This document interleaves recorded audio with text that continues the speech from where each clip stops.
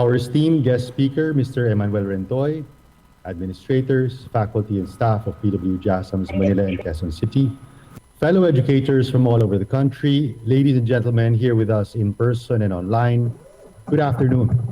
A warm and heartfelt welcome to all of you joining us today for the first of 3 sessions of Classroom Strategies, a hybrid series to create outstanding educators. We are thrilled to have all of you here, united by a shared goal of empowering educators and transforming the lives of our students. As an institution committed to transforming lives through education, PWU recognizes the pivotal role that educators play in shaping the future. Our teachers are the guiding lights who ignite the spark of knowledge, nurture the seeds of curiosity, and mold the minds, hearts, and character of our students. In a world filled with challenges, distractions, and negative forces, it's the dedication, passion, and skill of our educators that will enable our students to reach their full potential. Today's webinar marks the beginning of an exciting and purposeful collaboration, one that we hope will be the first of many endeavors aimed at empowering our faculty to become the best teachers and formators they can be. By equipping our educators with effective classroom strategies, we are not only enhancing their teaching skills, but also providing our students with role models to help them become individuals of character, to realize their full potential, and to add value to their communities. Throughout this 3-day event, we will delve into innovative pedagogical approaches, listen to emerging trends, and learn best practices that will enrich the teaching-learning process. It is our firm belief that by fostering a community of educators committed to excellence, we can collectively make a profound impact on the lives of our students and ultimately on the future of our nation. I would like to express my sincere gratitude to Mr. Rentoy for giving us this opportunity to collaborate, and the members of the organizing team from PWU for their meticulous planning and tireless efforts in bringing this event to fruition. To all our participants, especially our very own PW JASAM's teachers, I encourage you to actively engage in the sessions, embrace new ideas, and forge connections with fellow educators. Together, let us inspire one another, share our experiences, and learn from the collective wisdom and experience here with us in person and online. Once again, welcome to PWU and welcome to Classroom Strategies, a hybrid series to create outstanding educators. May this event inspire us to continually strive for excellence, empower our students, and transform lives. Thank you very much and good afternoon. A big hand for PWU President, Mr. Marco Benitez. Okay, I'm going to first share my screen before we begin. Before I start, let me see for a while. I have to make sure I get to share sound. Okay, thank you. Well, Marco is not here. I think he's going to join us tomorrow and on Wednesday. But because he's absent, I can tell you he's probably one of the most amazing, what's the sound? He's probably one of the most amazing human beings I've ever met in my life. He was my student in high school in Southridge. One of the thousands of students I've had in my 34 years as a teacher. And so I'd like to say thank you so much, PWU, for giving space for Catalyst, my group that champions character formation. Are you ready for strategies?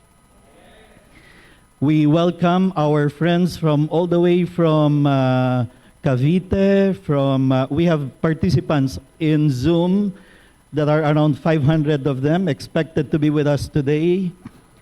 Naka-mute naman ako, no? Yes.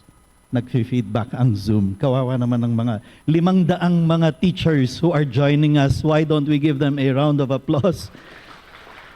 Thank you so much to all of you for joining us, and thank you so much for braving the floods. Wala pa naman ano, sana wala. And being here with us today, of course, our friends from JASAMS, PWU JASAMS, thank you so much for being here with us today. And all the other teachers from the different schools around the Philippines. Let me introduce myself. My name is Emmanuel Mann Rentoy. I mentioned I've been a teacher for more than 30 years now. I finished AB Journalism and Literature in UST. That's where I also finished my MA in Creative Writing and my PhD in Literature. But the last 11 years, I have spent more time reaching out to fellow teachers like you to try to convince you and parents and community leaders we've got to make character formation a top priority because that is where the crisis is right now. Ibang klase mga bata ngayon, ano? Minsan naiisip natin, abay, ibang klaseng hayop na to ah. You remember the time when we used to say, John, sit down. Si John will sit down quietly. Today, pag sinabi mo kay John, John, sit down. Abay, titingin ng masama sa'yo si John. Yung bang parang gusto kang patayin. Minsan bubulong pa, ang dami-dami ditong nakatayo, ako yung papadapuin. Parang gusto mong patayin. But I'm going to share with you strategies where you can make John sit down without even having to say, John, sit down. You can make students do what you want them to do without even having to repeat 72 times. Sit down, sit up straight, eyes on the board, look here, stop talking. You get very tired having to repeat those things 168 times. No wonder you go home like an old person. In these 3 days, I'm going to share with you strategies where you don't even need to call the name of John. You want to learn those strategies? Ay, babalik kayo. Baka bukas wala, mag-isa na lang ako dito. Okay. But especially, I need to share those strategies of classroom management with you because you cannot be an effective agent of character formation if you're like those teachers we know in the other schools. They shout, they scream, they yell, they get angry, they get upset, and their blood pressure zooms up. Some of them are dead. Ay, namatay sa pagtuturo. We are going to learn strategies that will make us effective classroom managers because my principle is stop disciplining and start managing. So, I founded a school in Iloilo City. It's called Westbridge School, which is now one of the top schools in Region 6. It's an all-boys school. Much of what I'm going to share with you this next 3 days are strategies I learned from all the schools I taught in. Westbridge, University of Asia and the Pacific, Southridge, where I spent 15 years serving as principal of intermediate school, vice principal of high school, and religion department chair. I have to admit, I learned some by mistake. I used to commit many wrong mistakes. I used to commit a lot of mistakes in handling students.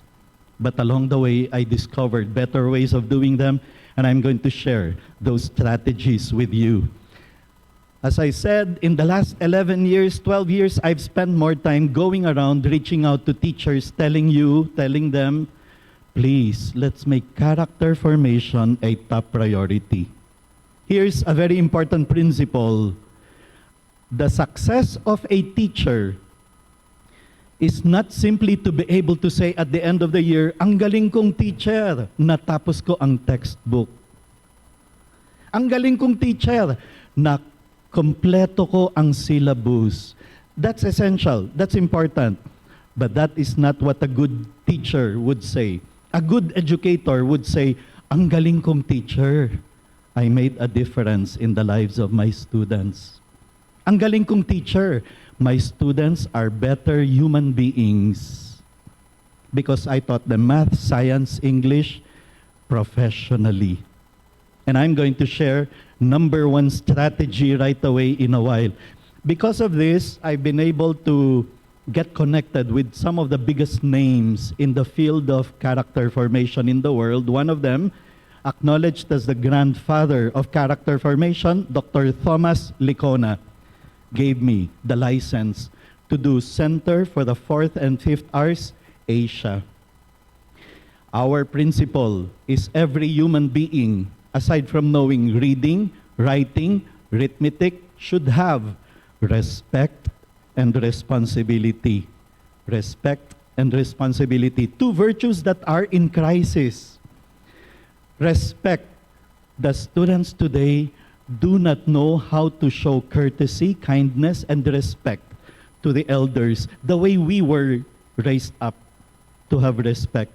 They are not as responsible. Binibigay mo pa lang yung assignment, iniisip na nila, i-chat GPT ko yan mamaya. Ika-cut and paste ko yan sa Wikipedia mamaya. Teachers, pag nagbigay ka ng assignment sa mga estudyante that can be Googled and be downloaded from ChatGPT, ikaw ang may kasalanan. I mean, let's not blame ChatGPT. It's a reality. It is present. It can make life so easy, convenient, and it's there. Don't pray that it goes away. It is here to stay.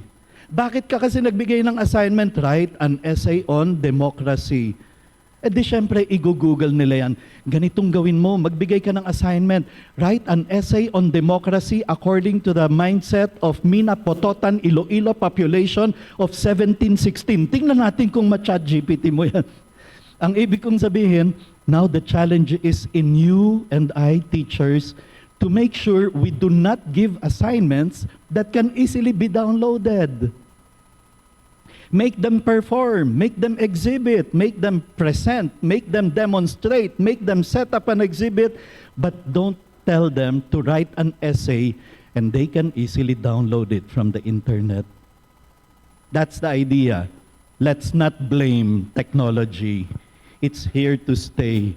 So, that's what I've been doing under Center for the 4th and 5th hours. That's why, believe it or not, by the end of today's session, you will receive your first certificate of participation to an international seminar.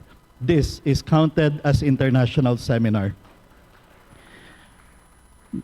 I will give the link on how you can claim the certificate at the end para hindi kayo umalis. Baka mamaya ako na lang mag-isa matira dito. So, one of the things I do is to bring world experts to come to the Philippines to share with teachers the latest research, studies, strategies, techniques. The most recent one was Dr. Michelle Borba, and she spoke to 6,000 teachers in different places, different venues. This was in St. Paul, Quezon City. I had to pay her around 800,000 pesos for her talks. But don't worry, you will not pay 800,000. Bibigay ko sa inyo, libre lang ngayong hapon. So, I'm going to share some of those strategies I got from her, as well as from the other experts I brought in, Dr. Licona, Dr. Hal Urban, Dr. Harry Wong, the #1 expert on classroom management, because of his book, First Days of School, which has sold more than 5 million copies. And if we have time, I hope to share with you how I do my day one of the school year. That's a very important strategy.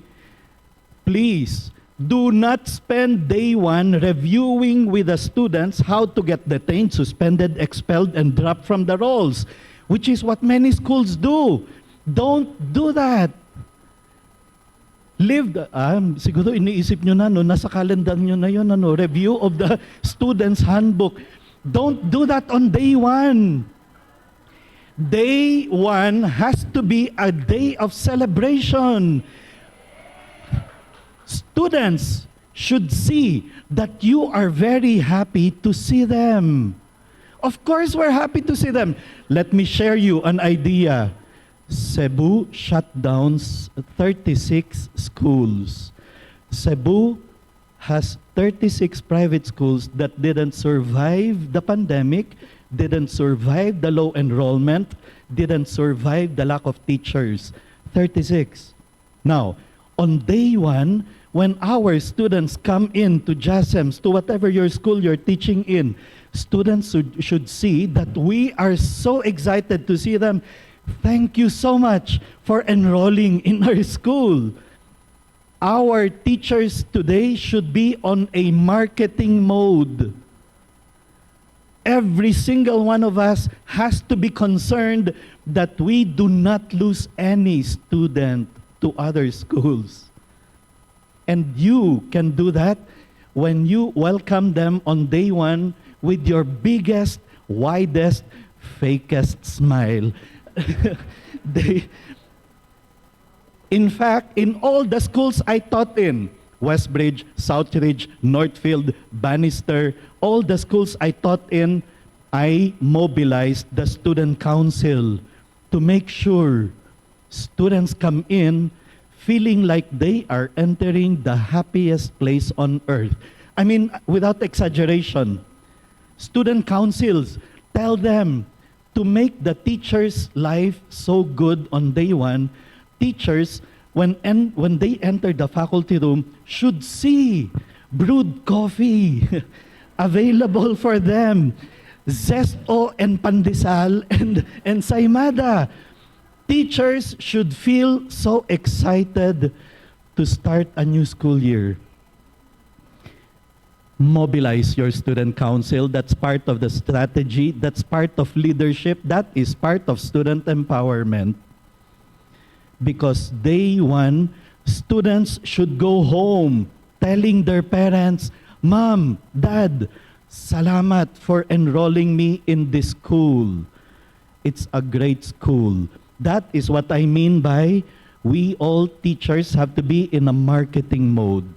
We've got to make sure students go home excited to tell their parents how happy they are to be in your school. And we haven't even started with strategy number 1. But I spent 1 year in Sri Lanka. That was right after the Easter Sunday bombings in 2018, where 275 Catholics were killed while Easter Sunday Mass was going on in 3 churches. And so when I was told, kawawa naman ng Sri Lanka, would you like to go there and help out and reach out to the teachers? I said yes. So I spent 1 year there and started holding seminars like this in a venue good for 50. On my 5th seminar, there were 65 teachers who came, some of them traveling 3 to 4 hours to get to the venue. People are hungry to know how can we teach character to our students. And that's what we're going to talk about. Strategies that will enable us teachers, whatever subject you're teaching, to form character, to mold minds, to make a difference. Because for us now, our success is to be able to say at the end of the year, ang galing kong teacher, I made an impact in the lives of my students. My students are better human beings because I taught them math, I taught them science, I taught them kindness, I taught them respect, I taught them courtesy, I taught them how to use thank you and please and sorry, and I give my word. The 4 pillars of civilization, according to James Tenson. You are a civilized man if you know how to say thank you, please, sorry, I give my word. Teachers, dapat umuulan sa loob ng classroom ng please be seated, please sit up straight, please look at the board, please submit your paper. Please, kahit na napaka-exaggeratedly paulit-ulit, good, until it becomes part of their system. They too will start using please. Thank you very much when you receive the test papers, the submission. Thank you so much. Please be seated. Thank you. Please stand up. Thank you. Thank you. Somebody recites. Thank you. Mali ang answer mo, but it's okay. You, thank you for having the courage to stand up and recite. I tell you, until high school, pag tinawag ako ng teacher, nag-uumpugan ang tuhod ko, nanginginig ako sa takot. So if a student stands up to recite, thank the person, thank the students. That's a big effort on the part of many of them. Class, sorry, I forgot to announce. Sorry, I did not get to point out the chapter. There is nothing wrong with saying sorry. They know we are not perfect. We can make mistakes, and we say sorry And that's a mark of civility. That's a mark of character. So, because of all these things I do with character education, last year, character.org gave me this International Champion for Character Award. And I think it's because wala nang ibang gumagawa, ano? Palakpak naman kayo, nanalo na nga ako't lahat. Just kidding. I'm just kidding. No, but it's important that we get more teachers on board. Teach for character. Make character formation a top priority. In fact, sometimes I'd like to entitle my presentation, Stop Teaching Subjects and Start Teaching Children. Start covering the curriculum and start really making a difference in the lives of our students. That's the principle. So, we're ready. We're going to take up strategies. I think, we've started the recording because given the Wi-Fi situation in the Philippines, chances are some of them might get disconnected. But don't worry, we will give you the link to the recording of this session so that, okay, another gift for all of you, for those in Zoom. Do you want 8 CPD units for free? O sige, iscan nyo na because I have a course with Zepto Academy that if you take it at your own pace and finish the course, PRC will give you a certificate equivalent to 8 CPD units, and it's free. The title of the course is Character Matters, presented by Zepto Academy. My friend from Zepto is not here today. He's going to join me tomorrow to give you more materials about Zepto because I have a number of courses available in their website. Okay? Yung mga hindi digital natives, anong gagawin natin dyan? Pipicturan? Okay. So, I hope you've been able to reach the page. And those of you who are not connected with Wi-Fi right now, you can do it another time. Just take a picture and then scan the QR code and you can take the course for free. You just have to register an email address because that's how you're also going to receive your certificate equivalent to 8 CPD units granted by PRC. Okay, so that's Character Matters. That's what you're going to see there. And then when you join the course, you're going to be able to listen to some of my lectures, 3 to 5 minutes long, some of them, and then some reflection journal, and then filling up a form, and that's it. When you finish all the steps, you will receive your certificate with 8 CPD units. Okay, so let's go to strategy number 1. But I know I've already given a number of strategies so far. Let us talk about 10 tips of Dr. Michelle Borba, my last visitor here in Manila, author of 27 best-selling books on character formation. Here are 10 tips she gives. If you want to raise your students to be moral, doing good, choosing good, being good, not just in your subject, but in life. You see, this is the difference between a teacher-employee and a real educator. We are all real, good educators. We are interested in seeing young people growing up to be good, to do good, especially because of the crisis we see in the world today. There is so much immorality. Think of what the young people are hearing in the news: corruption, stealing, criminality. All these things are happening. We are concerned that these young people entrusted to your care. You see, that's the expression I like.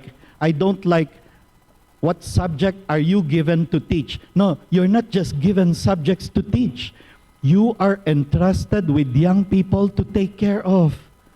I mean, think about it.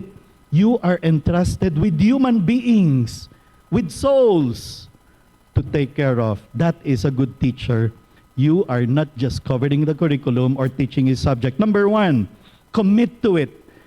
This 3-day seminar is nothing else but an invitation. Teachers, let us commit to raise good people. Because research says parents who feel strongly about their kids turning out morally usually succeed because they committed themselves to that effort. And the same study also said teachers who feel strongly about their students turning out morally usually succeed because they committed themselves to that effort. So, pag tinanong ka, anong trabaho mo? Ma'am, sir, wag niyong sabihing teacher lang. Sabihin niyo, I am engaged in the business of enhancing lives. Because that's what we do. We are engaged in the business of enhancing lives. You are not just helping a student to pass a quiz, to pass a test, to pass a subject. We want them to go out there successful in the real world. That's what we do. That's what good teachers do. That's why I'm sure you've had teachers who told you, I don't teach math, I teach life. You've heard good teachers like that? So, if you really want to raise a moral child, then make a personal commitment to raise one and do not stop until he or she does becomes moral. Number two, you want the strongest strategy for effective teaching? Be a moral example. Teachers, we have to be the epitome of character for our students if we are to teach character. This is it. This is the most powerful strategy. You will teach professionalism to the students when you show them professionalism in the way you come to class every single day professionally. You will teach them punctuality in the way you come inside the classroom punctually every single day. You will teach them kindness in the way you treat them with kindness. That you don't shout, scream, yell, hurt or harm students. And then you go viral because nahuli ka pala sa video. And we read, we see things like that every now and then. Very sad. We've got to be good example to our students. Each day, a good strategy for a teacher serious about wanting to be a good role model. Each day, we ask ourselves, if my student had only my behavior to watch, what example would he catch? Number three, know your beliefs and share them. I mean, we have values. In fact, some of us decided to become teachers because we thought we had a certain value to share with our students, virtues. But let's be real. Real talk lang, ano? Look back at all the teachers you've had, and we will say, we've had some who were exceptional, very good, great teachers.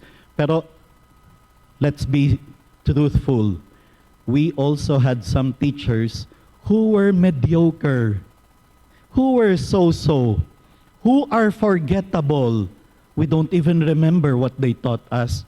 We don't even remember what kind of human beings they were. Or maybe they terrorized us. We've had teachers like that. Diba? Now, you know, I love alumni homecomings. Every year, I try to attend the one of Southridge. When I can, I try to attend the one of Westbridge in Iloilo. Sometimes I go to UST alumni homecoming. You know what happens in the alumni homecoming? The students, many of them, are excited to come home. You've not seen them in 20 years and they will ask around, andito pa ba si Sir so-and-so? Andito pa ba si Ma'am so-and-so? Because they want to look for you. They want to look you straight in the eye, shake your hand, and be able to tell you, Ma'am, Sir, thank you very much. I am who I am because of you. Yan. Tapos ikaw naman sasabihin, oh, ito naman, sino ka nga ba, iho? Hindi kita makilala, nakakalbo ka na. We cannot remember them. We don't remember their names, their faces, but they have never forgotten us because we made a difference in their life. They may not say it that way, I am who I am because of you. They may not say it that way. They will say it in other ways. They don't just want to shake your hand. They want to hug you. The girls, they just start jumping up and down in excitement to see you. That's their way of saying, thank you so much. I am who I am because of you. I assure you, I've experienced that. Students coming to excited to see you. I've never experienced a student coming to tell you, sir, thank you very much for teaching us subject-verb agreement. Wala. Wala. They don't even remember your lessons, but they cannot forget how you made them feel inside the classroom. They cannot forget that you were a role model to them. They looked up to you. So, that's a question. What kind of teacher are we going to be this new school year? Are we going to be like those mediocre ones we've had? Or are we going to be like a committed teacher who really will make an impact in the lives of the students? Because it's worthwhile. Sorry, I was talking about know your beliefs and share them. We've got to, even if it has nothing to do with a lesson of the day, sometimes we need to comment on the headlines of the day. Sometimes we need to comment on the attitude of a student because we are interested in sharing our values with them. Otherwise, if you don't talk character, if you don't talk values, natatalo tayo ng MTV, ng K-dramas, ng telenovelas, ng teleseries, ng movies, ng internet. And I don't need to let you know what kind of values many times they pick up from movies, from MTVs, from K-dramas. Pwede pa siguro K-dramas, I can defend it. Sorry. May mga fans. Pero, we've got to talk to them about what we value most. Faith, hard work, love for family. Otherwise, what they are seeing in movies is broken families being presented as the most natural, normal thing. So ang iniisip nila, okay lang naman palang mawasak ang aking marriage. No! You have to talk to them. You have to talk to the young people, please, about fidelity, loyalty, commitment, dedication to family, of laying down one's life for the spouse. I mean, those are our values, family values. Otherwise, if you don't, natatalo tayo by default. Let us not lose by default. Number 4, every moment you can catch, use it as a teachable moment. Nanalo sa intrams, that's a teachable moment where you teach them about humility.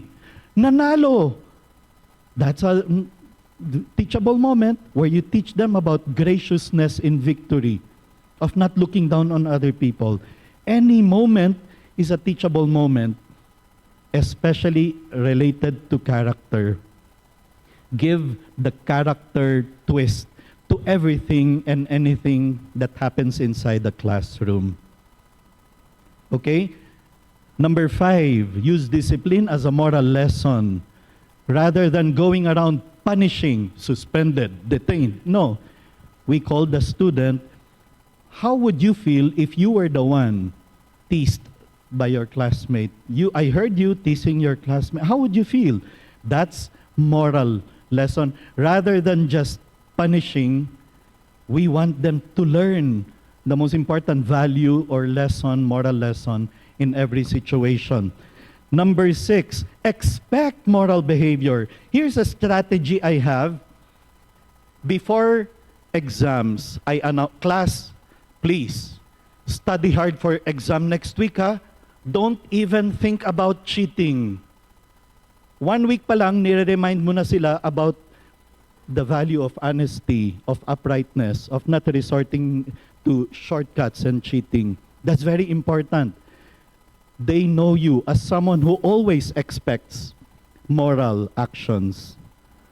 And then, before distributing the test papers, okay, I'm going to distribute the test papers. Nothing on top of the table except your ball pen.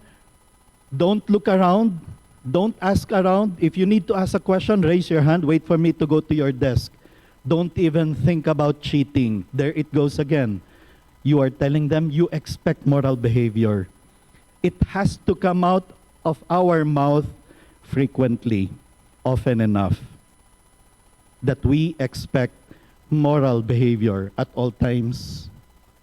Number 7, sabi ng research, one of the weaknesses of the young people today is reflection.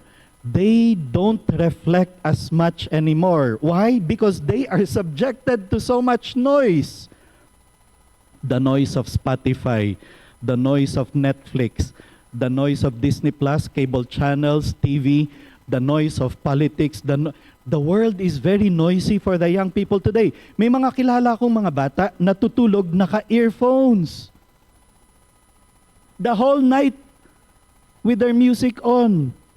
But the only way you can reflect is in silence.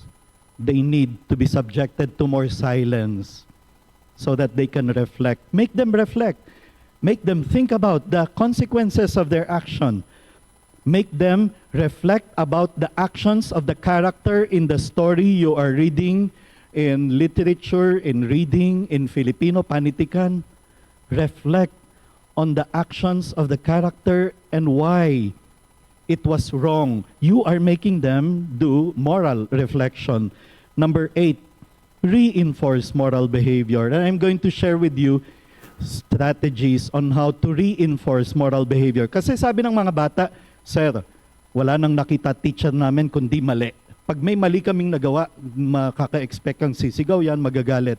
Pero pag may tama kaming ginawa, wala, hindi niya papansinin. Students, young people also complain like that about their parents. Sir, sa bahay, pag may mali akong ginawa, buong linggo yan over the dinner table, papaalala ng tatay ko. Pero nag-aral ako, nakakuha akong magandang grades, wala kang madidinig sa kanya. No, I'm going to teach you the trophy technique, the compliments game. There are so many strategies to be able to strengthen, reinforce moral behavior. Number 9, dapat makilala tayo ng mga estudyante natin as yung teacher na yan, talagang priority niya ang morals, na gagawa ka ng tama. Hindi bali na kung 80 lang ang makuha mong grade, basta ikaw talagang gumawa nun. That you were upright, you didn't cheat, you didn't lie, you were not dishonest, which is what happening in some schools.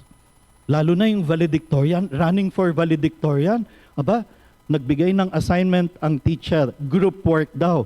Pero yung valedictorian lang ang nagtrabaho. Ay hindi, yung driver ng valedictorian lang ang nagtrabaho.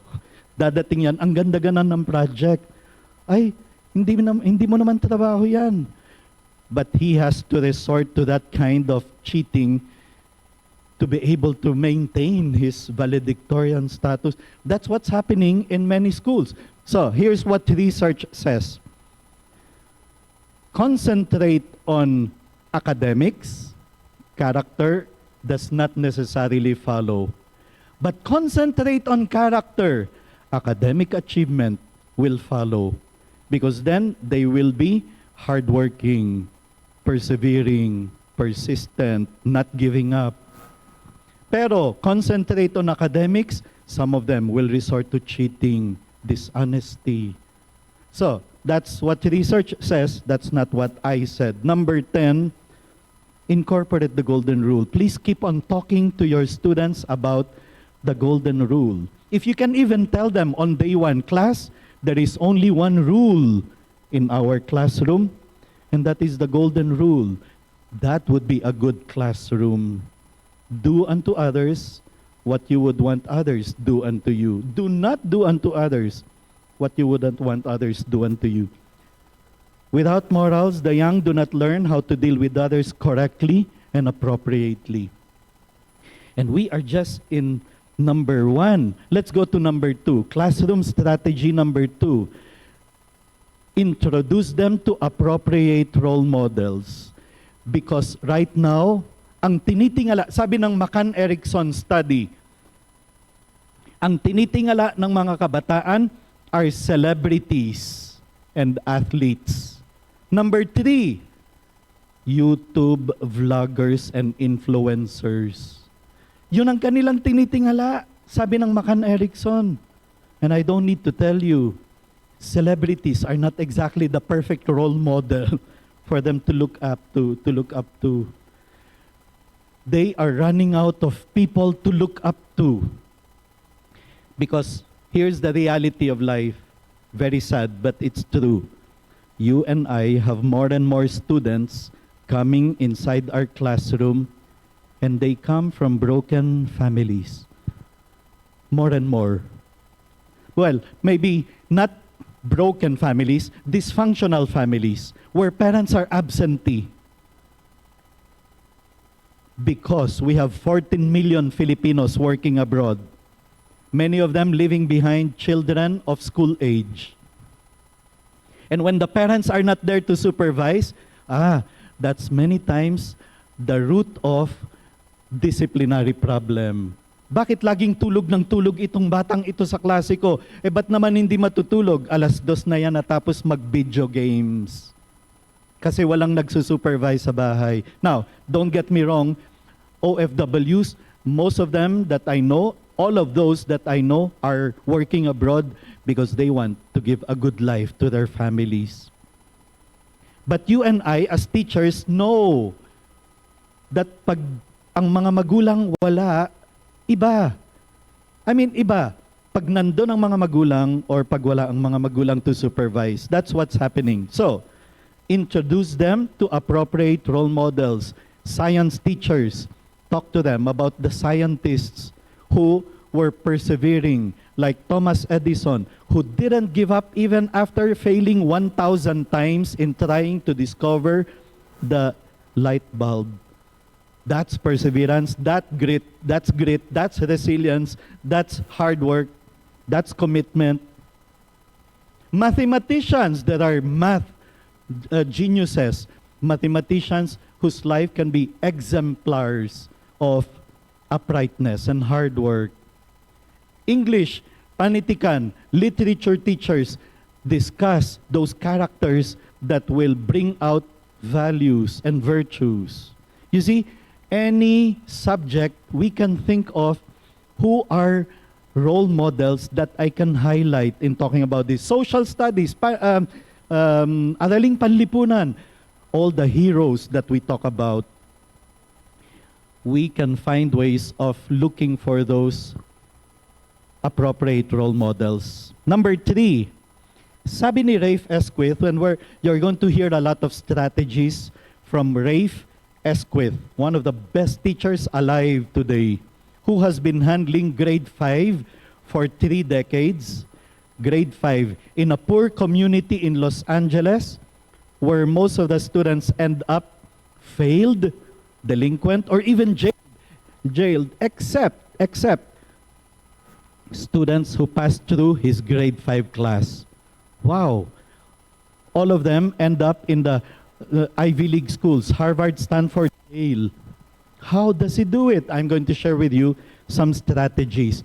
And one of the most important strategies he has, teachers help students develop delayed gratification. Whatever subject you teach, you can find a way of developing delayed gratification, because the young people today live in an environment where everything has to be instant. Everything has to be instant. Kahit kayo, apektado niyan. Sabi ng Lucky Me, Mommy Noodles, put hot water. Tapos tatakpan mo. Anong sabi doon? Wait 3 minutes. Maghintay ka. Hindi. Every minute, bubuksan mo, titingnan mo kung malambot na yung noodles. Teka muna, sabi 3 minutes. Wait. Many young people today don't know how to wait anymore. They don't have delayed gratification. Everything has to be instant. Even we are affected by it, by the way we use the internet. Naalala nyo nung unang lumabas ang internet, dial-up internet? Yung pagka-click mo, abay maghintay ka. Di ba? Yung gano'n. Ngayon, pag-click mo at hindi lumabas yung hinahanap mong pep.ph, gusto mo malaman yung latest chismis tungkol sa Itbulaga at saka sa EAT at saka sa It Showtime. Pag hindi lumabas, abay, something's wrong with the Wi-Fi. We get impatient. Delayed gratification. So here it is. Here are ways to develop delayed gratification. Number 1.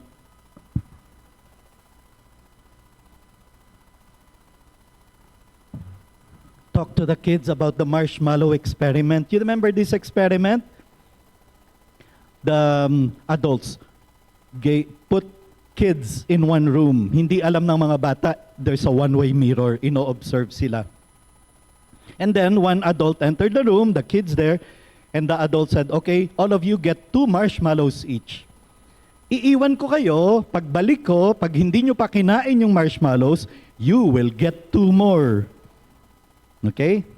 And then the adult left the room. The kids are left there. Some of the kids, walang delayed gratification, immediately kinain yung marshmallows. Walang delayed gratification, walang self-control, walang temperance. Some kids tried to, yung may kurot-kurot muna, ganyan. Yan. Until they cannot take it anymore, they ate it. Some kids have delayed gratification. They resorted to strategies para hindi nila kainin. They did not look at the marshmallows so they don't get tempted. Now, that's not yet the experiment. Inobserve nila, inulit yung experiment with different kids, with different economic background, with different background of the parents. The results are always the same. They followed the lives of these kids. 15 years later, they discovered those kids with delayed gratification, they had temperance, they had self-control, they didn't eat the marshmallows, they were strong in character, they were highly successful, above average performers, and very good kids, very good teenagers by then. Those who did not have delayed gratification, kinain yung marshmallows, walang self-control, walang discipline, walang character, were below average performers and failures, and some of them even delinquent. They repeated the experiment with different kids. The results always showed the same. Delayed gratification has a correlation with success. Temperance, fortitude, self-control, character spell success. Therefore, talk to the kids about it so that they become conscious. I have to develop delayed gratification. Here are some concrete strategies. Modeling or rug project. Modeling. Yung, okay class, gagawa kayo ng model of, yung, how do you call this? Diorama. Diorama of the Philippine Plaza with simbahan, tapos nandito yung Gobernador Silio, nandyan yung diorama. That's modeling, where they have to painstakingly, yan, that's a very good word for them to understand, painstakingly glue together small pieces to be able to come up with a model. And that is delayed gratification. Hindi pwedeng mamadaliin yan. Hindi mo pwedeng mamadaliin. You will have to do it piece by piece, slowly. Or rug project. Rug project. Gagawa kayo ng map of the Philippines na every inch you will have to fill up different colors to be able to come up with a map of the Philippines. Hindi pwedeng mamadaliin. You will have to do it slowly, carefully, step by step, inch by inch. That's how to develop delayed gratification. Here's another way. Board games. Sabi ni Rafe Esquith, chess especially, is a very good way to develop delayed gratification because you will have to wait for your turn. You will have to wait before you can make the move. And not only that, you will have to carefully, painstakingly think of where to put the pieces. You see, these are all part of delayed gratification. I don't know if you know about it, but I'm not sure now if it's Kazakhstan or one of those countries in the East. The government requires all students to play chess every day because it's a perfect way to develop delayed gratification, strategizing, being thinking ahead of your opponent.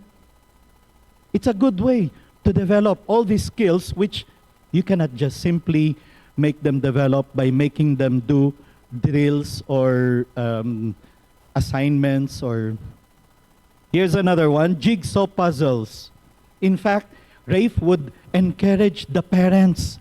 Parents, have in your house one of those 1,000-piece puzzle na hindi mo pwedeng tapusin in one sitting. And you will have to do it slowly, carefully, painstakingly, putting every piece in the right place, studying where you will put.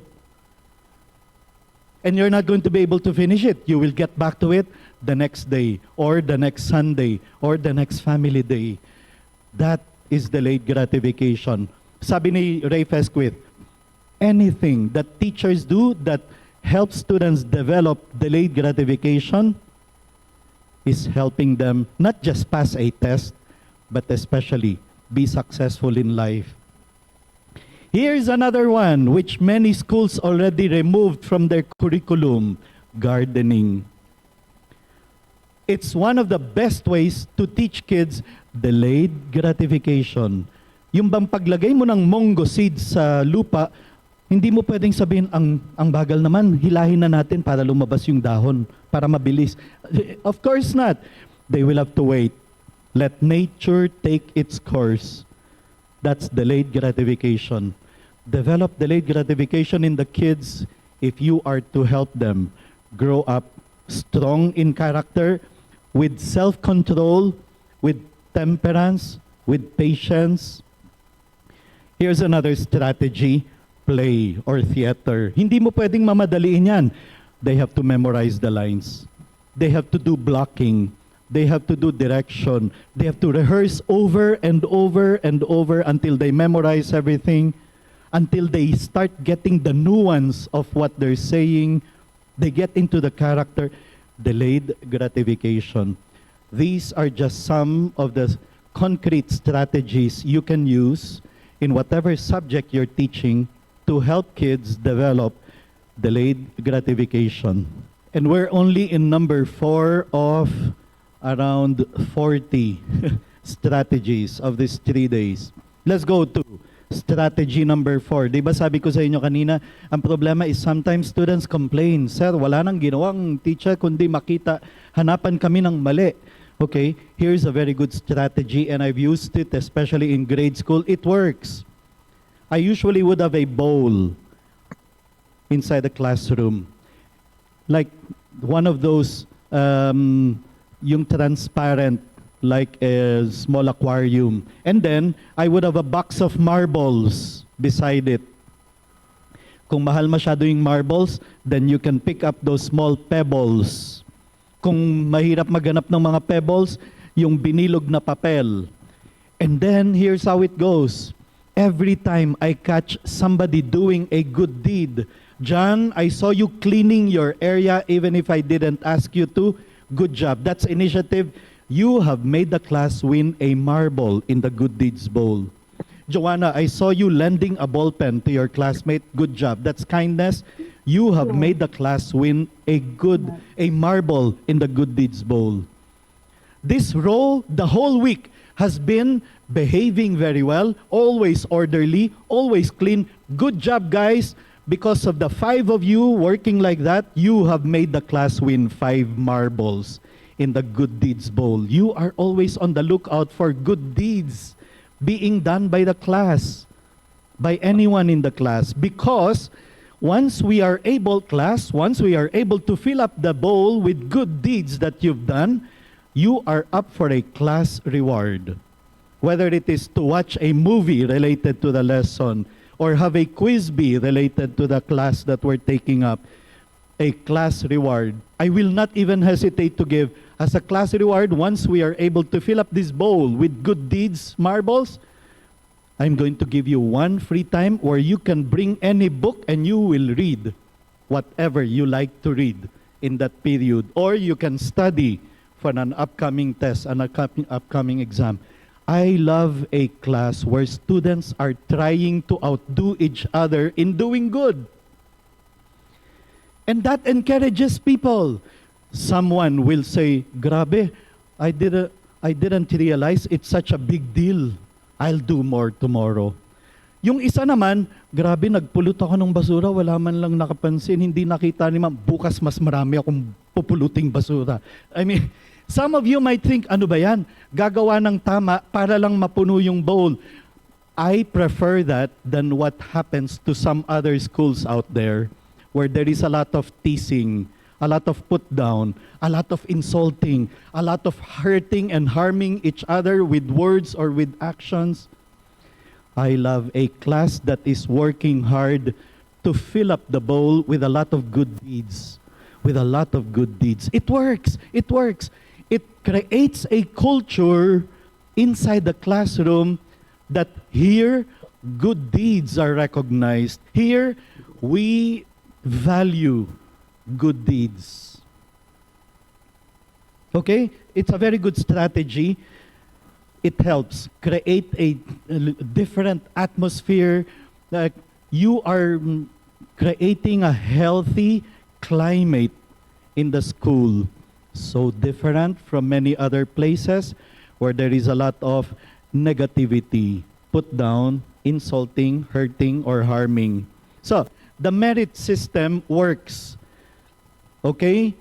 This week, the row that recited the most, participated the most, always orderly. I never had to call anyone's attention to keep quiet, stop talking, eyes on the board, sit up straight, is row number 4.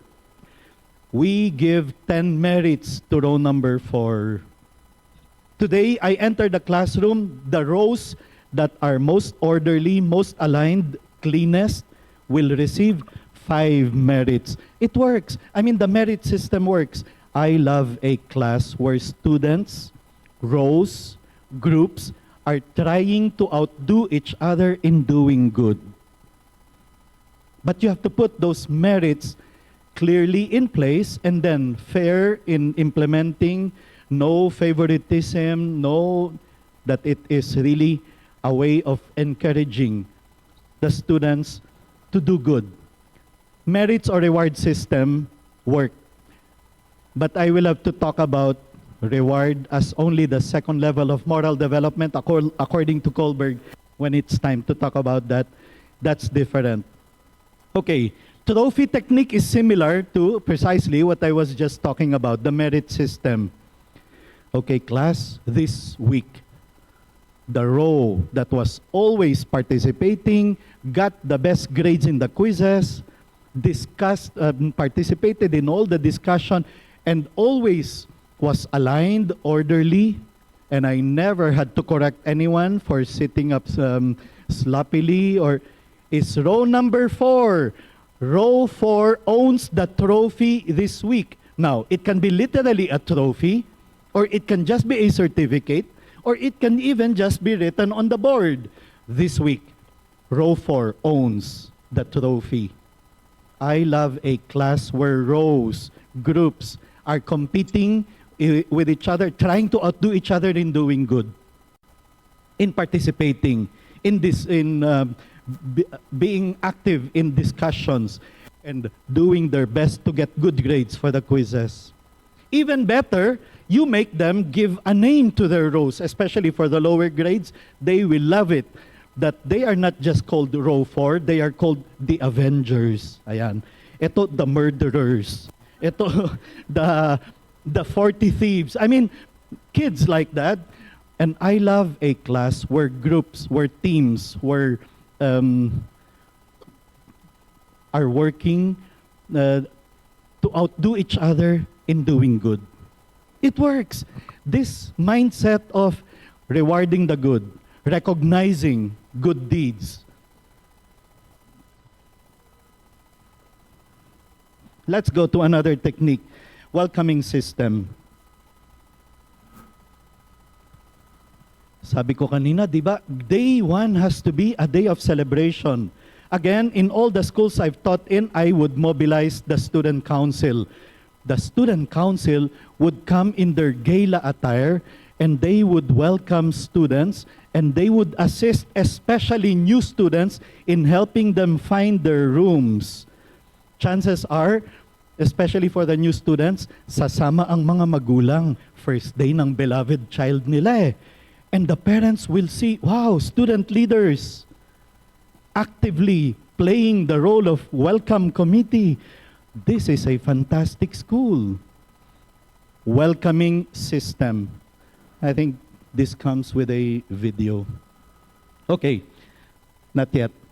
Sabi ni Hal Urban, Dr. Hal Urban, I brought him already 3 times to the Philippines, author of the best-selling book, Lessons from the Classroom, 20 Things Good Teachers Do. Lessons from the classroom, 20 Things Good Teachers Do. Sabi nila, it's the best book you can ever find on strategies to form character inside the classroom. And while the title says 20 things, he talks about dozens of strategies. And here's one of the things, sabi niya, strategy number 1, good teachers do this number 1. He would welcome the students to his classroom every single day with a handshake.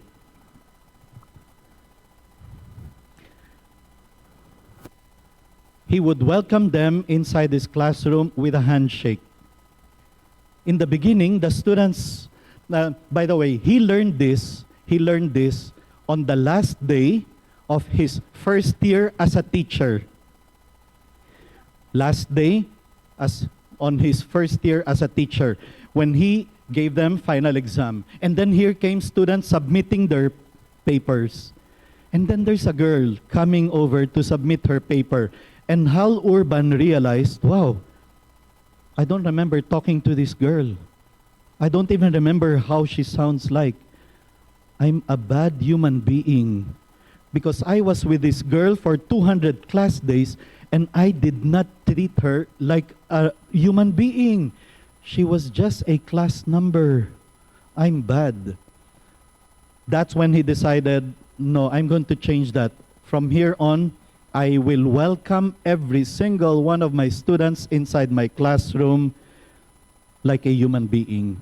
And so that's what he did. Every day of his class, he would welcome his students with a handshake. Strong handshake, looking straight in the eyes with a smile on his face. Some students didn't know how to react. In fact, sabi niya, some students didn't even know how to shake hands. He felt like he was holding a dead fish. Yung kamay na parang walang buto. But he taught them how to shake hand, look straight in the eye, and it works. Because 30 years later, he would meet his students, and that's what they would remember him for. The teacher who welcomed every single one of them every single day like a human being.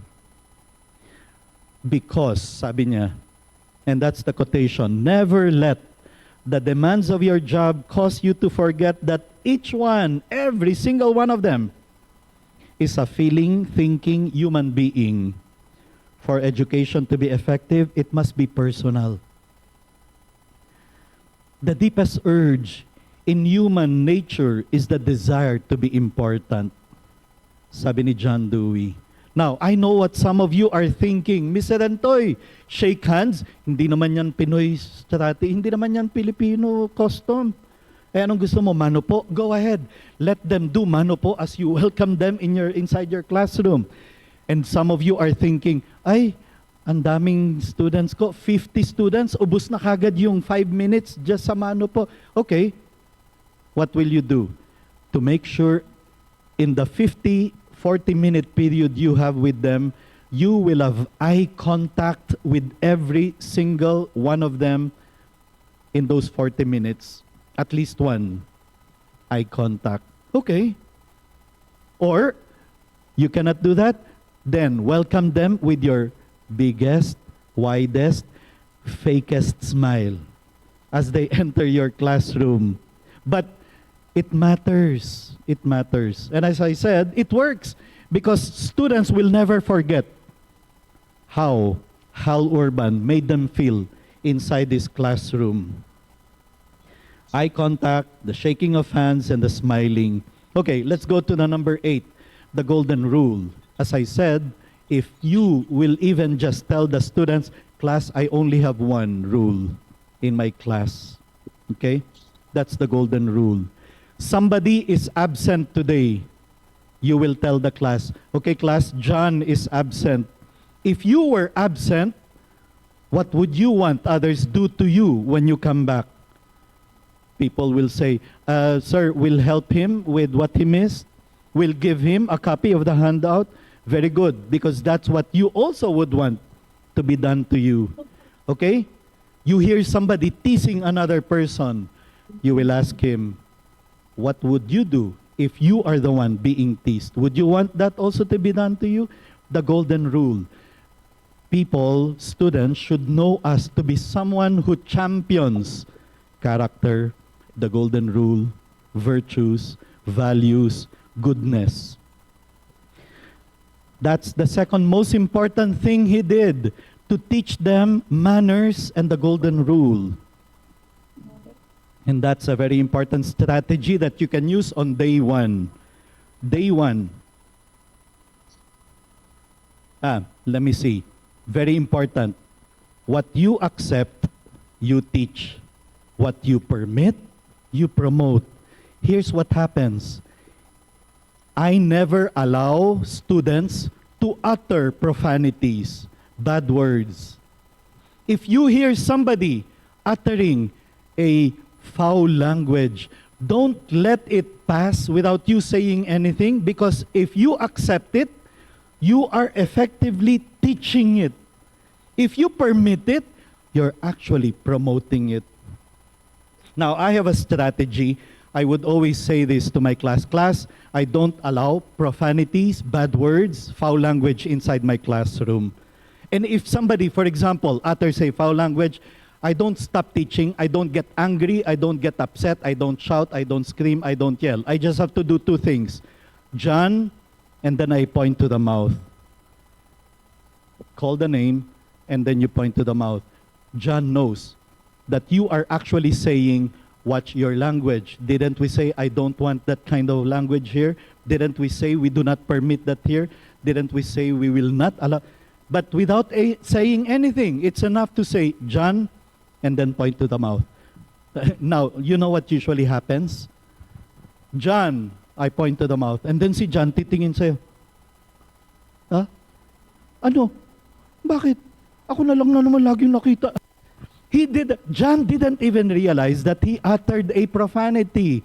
It has become a part of his system. He doesn't even realize he is using foul language. O nga naman, kasi manood ka ng Hollywood movie ngayon, chances are 45 times madidinig mo ang F word. 48 times madidinig mo yung characters left and right uttering profanity. It becomes so much a part of their system. That's why we need you, teachers. We need you. We need to work together to put a stop to that kind of having it in their system. Okay. Because if manners were an animal, it would be endangered.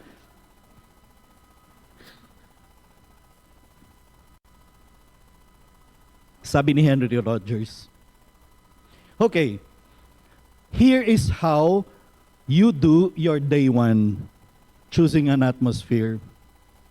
Day one, you will ask the class, okay class, can you describe to me a classroom you do not like and classmates you do not like? People will raise their hands. Sir, I don't want Write them, the negative things, write them on one side of the board. I don't like, on the left side. I don't want rude people, inconsiderate classmates. I don't want offensive language. Baliktad pala, mirror pala to. I don't want disrespectful, profane, bad students, unkind. Write all those negative things on one side of the board. Okay? And then, after you have filled up that area, now you ask them, okay class, can you now describe to me the kind of classroom you want? The kind of classmates you want? Tataas ng kamay. Gusto namin courteous, considerate, respectful, polite, kind, caring, welcoming. Write them all on one side. After you have filled up those two sides, you're going to tell the class, class, this did not come from me. Kayong nagbigay nito. Sabi nyo, ayaw nyo ito. Sabi nyo, gusto nyo to. Can we therefore, as a class, commit ourselves, promise that we will prohibit rude, inconsiderate, all these negative things. Kasi sabi nyo, ayaw nyo yan eh. Hindi ako nagbigay niyan, kayo ang nagbigay niyan. And that thing will end up in a poster on one side na merong malaking sign, bawal, ayan. Hindi pwede. We disallow. And the other side, you will have the poster with the description of how they want the class to be. The next time somebody is rude, no need to get angry, no need to get upset. It's enough to say, John, and then point to the poster, which says everything. John, didn't we say at the start of the school year you don't want that kind of attitude and therefore we prohibit it? But you're not saying anything. You are simply pointing to the poster. It works. It works. It makes your life easier. You will not have to get angry, get upset. Just point to the poster and that says everything. Didn't we commit ourselves at the start of the school year that we will do this, that we will do that? Okay. 426. Malapit na. Number 10. Okay. Kohlberg, 6 levels of moral development. Gusto ko sana mag-break tayo pero parang sayang naman. You can sleep anytime you want. You can go to the washroom anytime you want. I'll just continue on para we cover as many and if not all the strategies I promise to give you for day 1. Kohlberg. Pinag-aralan ni Kohlberg, bakit ba nagpapakabait ang isang tao? Why does a person do good? And he discovered, may 6 levels. May 6 levels of moral development kung bakit nagpapakabait ang isang tao. This is the first level, the lowest level, which explains why I am telling you for the 3rd time, do not review on day 1 how to get detained, suspended, expelled, and dropped from the rolls. Because level 1 is, magpapakabait lang yan because they don't want to get punished. I don't want to get into trouble. That's the lowest. That's the lowest moral development. That's the lowest level of moral development. And teachers sometimes fall into the trap. Teachers who say, class, you better behave, you better behave. Kung hindi, makikita nyo. Ma'am, anong makikita namin? You better behave or else. That's lowest level. And some teachers resort to that. Wrong. Don't. Because magpapakabait lang yan, kasi ayaw ko masuspend, ayaw ko ma-detain, ayaw ko maparusahan, ayaw, may punishment daw eh. Here's second level of moral development. Bakit daw nagpapakabait ang mga bata? And many preschool teachers, lower grade levels, fall into this. They encourage students to do good because I want a reward. Yan. Papakabait yung bata kasi gusto niya yung tatak dito, yung star. Good job. Star student. Well-behaved. They want the reward. I mean, at least that's better than just avoiding a punishment. But Rafe Esquith applied this in classroom setting and said, teachers, you can do better than that. Especially because in real life, minsan, alam nyo, kahit anong gandang trabaho mo, the reward will not come. Is that reason for you to stop doing the good? No. We continue doing the good because it's the right thing to do. So, what is third level? Third level of moral development. Nagpapakabait ang isang bata not to avoid a punishment, not to get a reward, but because they want to please somebody. The parents, the teachers, may mga ganyang estudyante. Sip-sip, ayan. They're doing good because they want to please somebody. Many students do this. They study hard because they want to please their parents. Okay, fourth level of moral development. By the way, this is already better than 1 and 2, but we can still do better than this. Especially so because in real life, minsan kahit anong ganda ng trabaho mo, you're not going to hear an announcement from the principal saying, good job the following teachers, good job the following staff. You're not going to hear that. It's not like they show appreciation all the time, but that's not reason for you to stop doing the good. Number 4.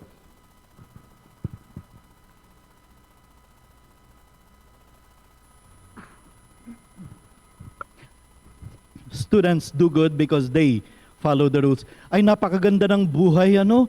Napakaganda ng mundo if everyone just follows the rules.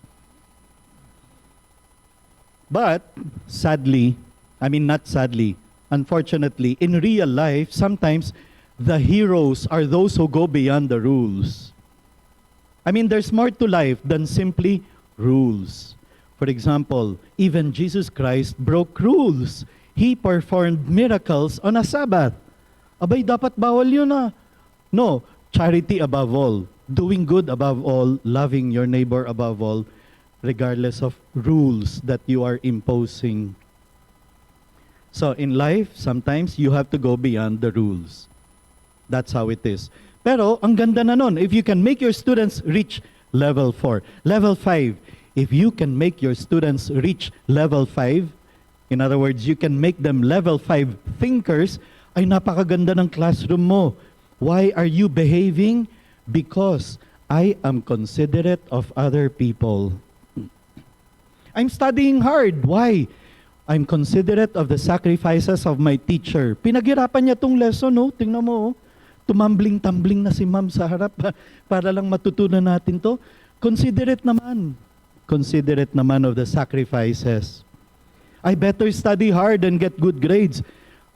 That's the least I can do to be considerate of the sacrifices of my parents who are paying for my tuition. Ang ganda, no? Rafe Esquith one day was absent. May nag-substitute na teacher. And the students, napansin ng substitute teacher, yung mga students were talking in low voices. Parang nagbubulungan. Hindi malakas magsalita. So, tinanong ng substitute teacher, yung isang student, I noticed that you are speaking in low voice. Is that the rule of Mr. Esquith? Sabi ng student, no, that's not the rule. We are just being considerate of the other classes. If we are noisy, we will disturb them. Abay, ang galing. In some schools, hindi ganon. Pag walang teacher, the classroom becomes a zoo. The students start jumping up and down like monkeys and apes. They make noise, inconsiderate of the other classrooms. Hindi pa umabot ng level 5 thinking. Here's level 6. The highest level of moral development which we teachers can help the students become. Level 6 thinkers. Why are you doing the good? Because I have a personal code of behavior and I follow it. I live by principles. Good parents do this. You notice how parents discipline their children. Anak, magpakabait ka ha. Dala mo ang pangalan ng pamilya. When parents say that, ibig sabihin na paliwanag na nila sa anak nila ang ibig sabihin ng kanilang pamilya, ang pangalan nila. That they are kind, that they are good, that they live by principles, that they are hardworking, that they are upright, that they are moral. So, teachers, less and less of you better behave or else. That's level 1. Class, please behave so that I will give you a reward. That's level 2. And more of, class, I expect best behavior because you are carrying the name of our school. If you're able to say that, abay, ang galing ng eskwelahan mo. Ibig sabihin, you are training your students to be level 6 thinkers. That's why you should discuss, even on day 1, the core values of the school. What does the school stand for? What does the school champion? What virtues do you want the students to get? And you know, that's the secret of that school in Katipunan. May eskwelahan sa Katipunan, kahit sinong estudyante tawagin mo, anong gustong gawin ng eskwelahan sa'yo? Here, they want us to be a man for others. Ay, ang galing! Maliwanag ang kanilang objective. A man for others daw. And it's ingrained in them. It's repeated over and over. It's written on the board. It's written on the billboard. It's written on the entrance. It's man for others daw. The class advisors talk about it. That is level 6 thinking. You have a personal code of behavior and I follow it. Of course, the challenge is, do you follow it? If the teachers keep on reminding, they will. Okay, those are the 6 levels of moral development. Let me take a look at my código to see how far we are. Okay. Pwede pa. Because it's now 35, no? Class vision. This is in line with level 6 thinking. You want your students to think, I have a personal code of behavior and I live by it. Well, okay. On day 1, especially class advisors, discuss with your students, class, how would you like our class to be known? Anong klaseng reputasyon ang gusto nyo na magkaroon tayo? Sir, we want to be known as the most competitive. Okay. We want to be known as the kindest class. Okay. Whatever it is, you determine with your students, especially in the first days of the school year, how would you like our class to be known? What are the core values that we should have in our classroom? What does belonging to our class mean? And then you can make them come up with, I don't know, the top 3 virtues, the top 3 values, the top 3 whatever it is. And then make them commit. We are, and then you give yourself a class name. And we want to be known by this. Hardworking, successful. You want to put in competitive, sige. Basta everyone has to agree on making those as our core values. You are setting your class for success through a vision. Okay? A vision of where you want to go, a plan to get there, the persistence to see it through. Those are the things you want to be able to accomplish. So, the key questions you should, as a class, this is especially good for class advisors.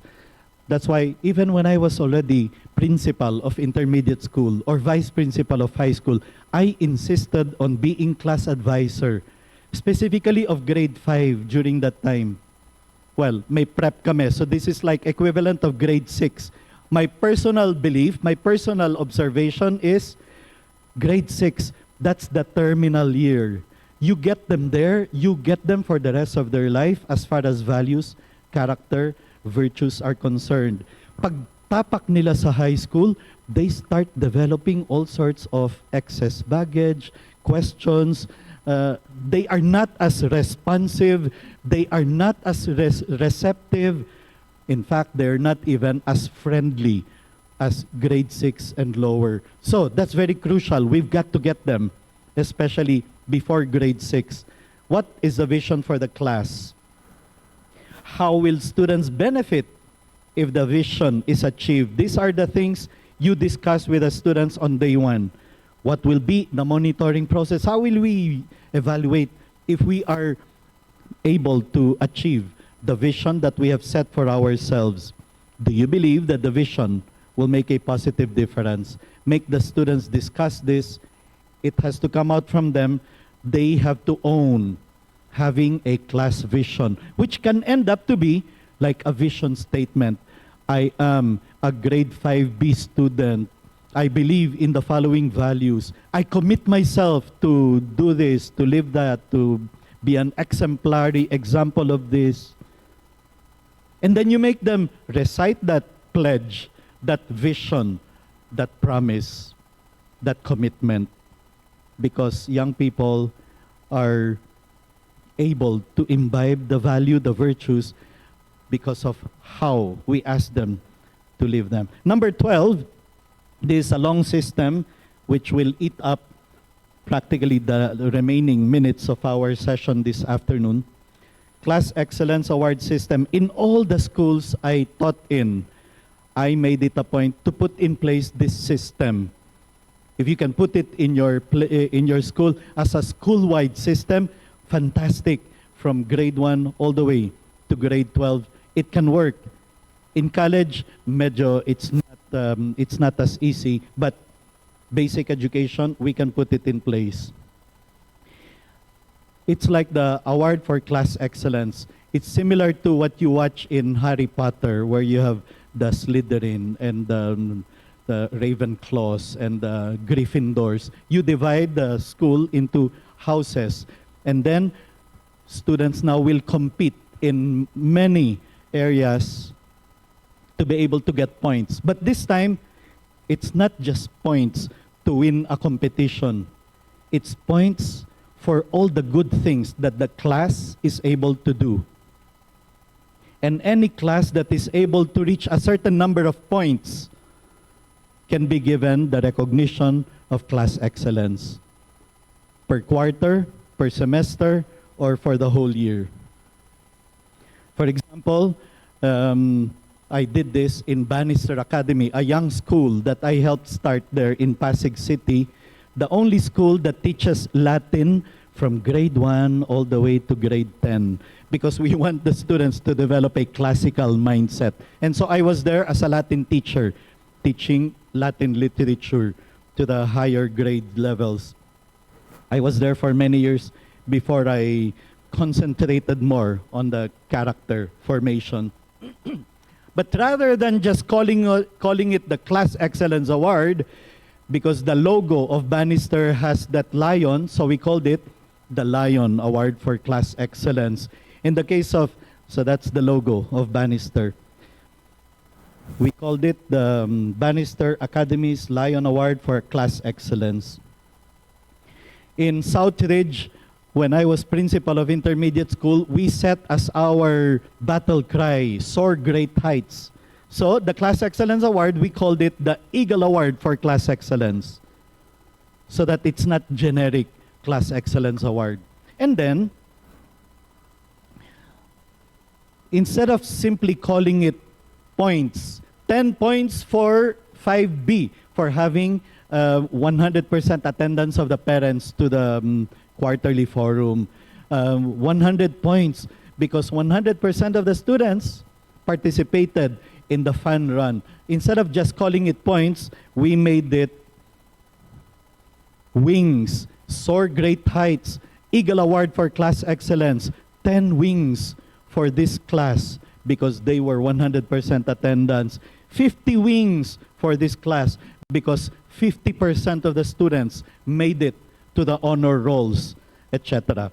In the case of Bannister, we called it shields because you saw the logo earlier, shield and then 2 lions, the Lion Award for Class Excellence. So we called it shields.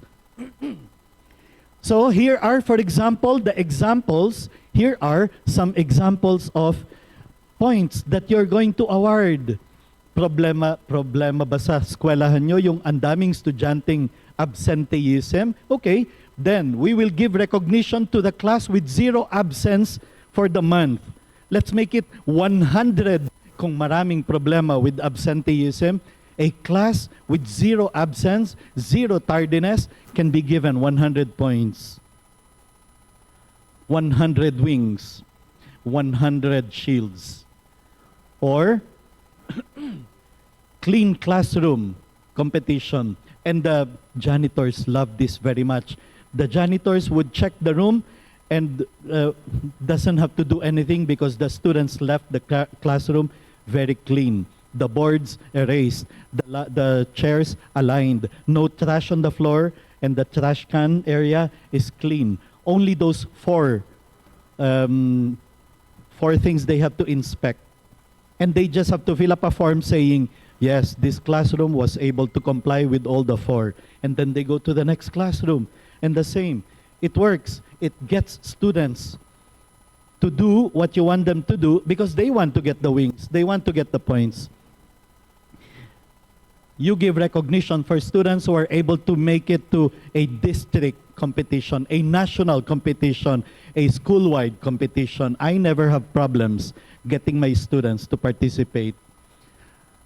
Many schools have a hard time getting the parents to come for talks, for parenting talks. What do schools do? They dangle the card. Hindi kayo dadating, hindi nyo makukuha yung card ng anak nyo. Di ba ganyan ang ginagawa ng eskwelahan? No, I don't have to do that. I just have to tell the corresponding percentage of attendance of your class, the parents of your class, you will receive the corresponding number of points. 85% of the parents in your class attended the talk, good. 85 points for your class. 85 wings or 85 shields. And I have now classes trying to outdo each other in bringing in 100% of their parents to come for the parents talk or parents quarterly forum, we called it in Southridge. It works. The same thing with family fun run.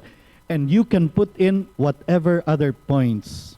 Now, the most important thing students do in school is to study. Okay, then that should be given the highest number of corresponding points. 100% of the students making it to first honor, second honor, or third honor, then we give them 100 points. And not only that, every student making it to the honor rolls has a corresponding number of points added to the class. Third honors, you have a student who made it to third honor, he or she contributes a certain number of points to the class point, to the class standing. And then it becomes very exciting because every quarter you will update the students in an assembly. The following classes, the following are the standings for the Class Excellence Award. And then you call the 5B, grade 5, section B has, at this point, 780 points. And you hear the applause. But grade 5C has 1,255 points. And the applause is louder. But you see, you're going to announce at the start of the quarter, class, different sections, this quarter, for your class to make it to the class excellence recognition, you should be able to get, let's say, 900 points. For your class to qualify as class excellence awardee for the quarter, you should be able to get 900 points. Now, what does that mean? They are not competing with each other. Because any class that is able to reach that certain number of points will be given the recognition. They are not competing against each other, they are competing against themselves. Huy, come on, 0 absence na, 0 tardiness. Come to class on time. Ganyan. They will now pressure each other in doing the right thing. Now, even better, don't just say 5B, grade 5, section B. On day 1, you see, I've given you so many things to do on day 1 already. On day 1, the class should determine what will we be known by What name should our class have?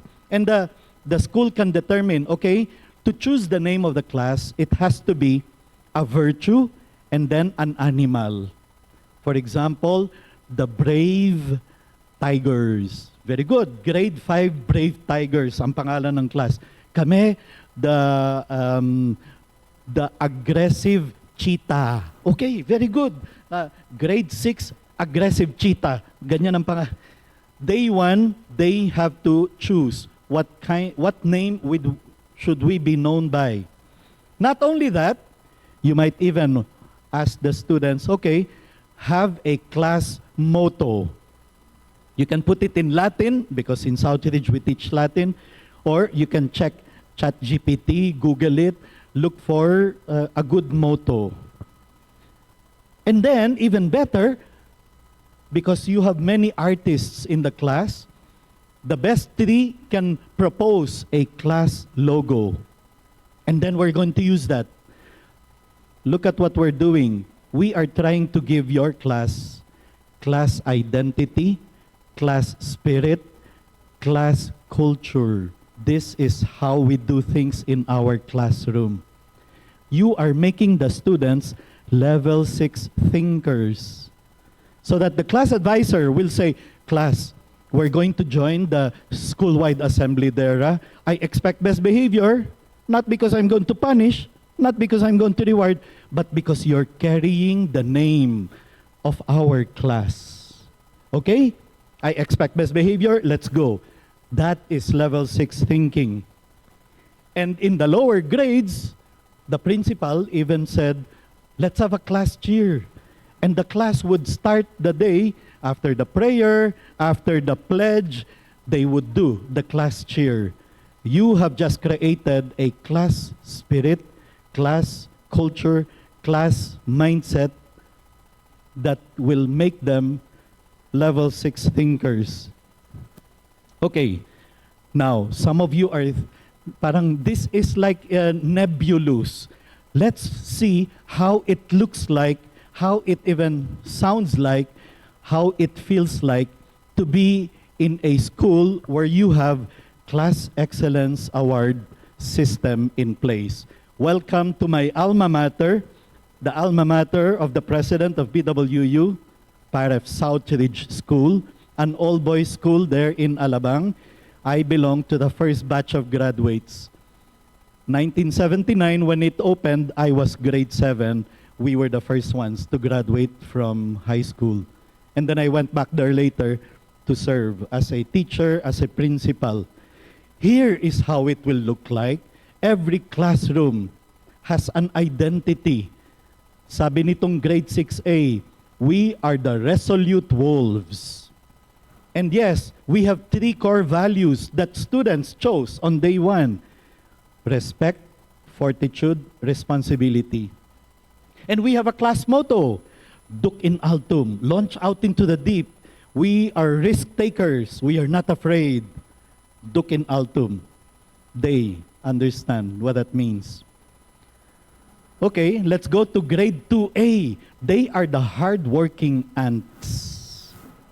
Sorry, ayan. Mga langgam, mga maliliit na langgam, but we are hardworking.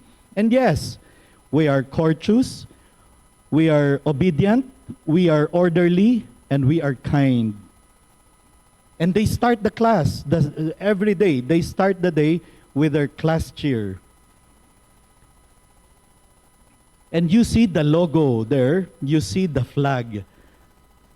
Here is another classroom. Okay, this is that same classroom. So you enter, and it's all about values. It's all about virtues. It's all about character. They have classroom rules. We're going to get into classroom rules, I think, tomorrow.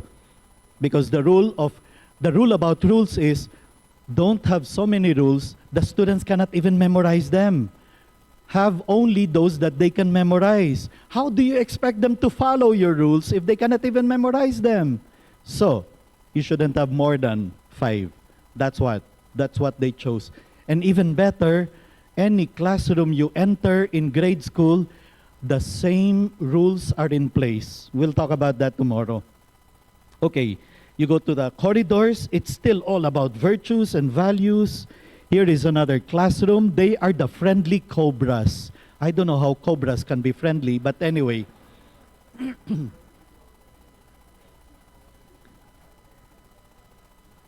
So, ang values daw nila ay courtesy, obedience, order, and kindness. Same as the other class. Pero it's the students who chose this. And day one, they determined an ideal student of the friendly cobras should have there. They determined. They voted on it. They chose those values. Okay. Here is another class, the brave barracudas, who said they want to be brave, loyal, and zealous. So, that's how it looks like. And there, when they enter the classroom, they're going to see their logo displayed. Now, it becomes more exciting at the end of every month when the students are gathered in the auditorium. They enter the auditorium and they see their flag there on stage. They start cheering. They start doing their class cheer when they see their logo, because you have just created a mindset, a culture, a way of thinking for the class. But of course, the most exciting part is when Captain Virtue appears on stage. They do this monthly in order to give a talk to the students on the new virtue of the month. And then they give recognition to students who lived the virtue of the month in the previous month in an exceptional way. So, but the kids start getting wild when they see Captain Virtue appear on stage to give recognition, and he will hand out certificates. For example, if the previous month, the virtue of the month was hard work, how will you give recognition on hard work? Principals, the officers were able to discover those who improved a great deal of points by a big margin from their previous average to the present month. That means they worked harder. But of course, the more exciting part is when they receive their certificate from Captain Virtue. They want a picture taking with Captain Virtue. They will brag to their mom that they were carried by Captain Virtue. In the case of grade school Southridge, they even had a class shirt. It's not just the class name, class logo, class motto, class cheer. They even had a class shirt that they will wear during these days of the assembly. Okay. Okay, it's already 5 o'clock. I'm going to now flash on screen. Tomorrow we're going to look into especially classroom management from Rafe Esquith, as well as how I do my day one of the school year. Today I've been attacking how schools do their first day of the school year. Tomorrow I'll share with you how I do my first day of the school year. And then on Wednesday, the last day, we will cover this 18 more strategies. Okay, now you can claim your international certificate of participation or certificate of participation to an international seminar. You can scan the QR code, or you can just type in https://bit.ly/July17PWU. That should lead you to a Google form. Please make sure you type in the correct email address. Otherwise, you will not receive in your email the certificate.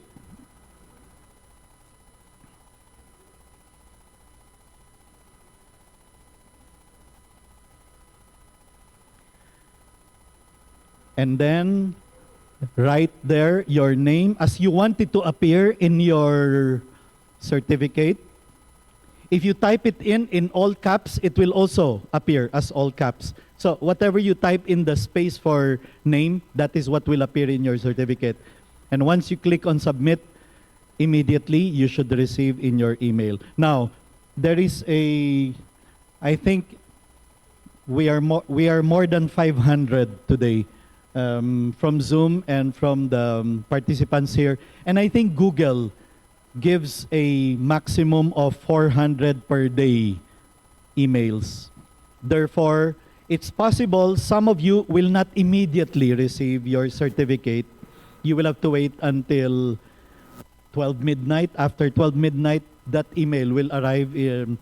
And if you still do not receive it by tomorrow, then you can send an email to iwantmycertificate@gmail.com.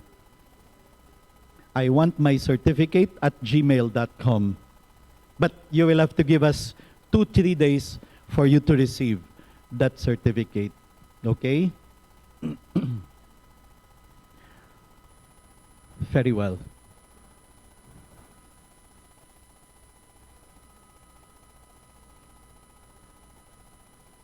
Yep. Okay. We are done for today. It's 4:59.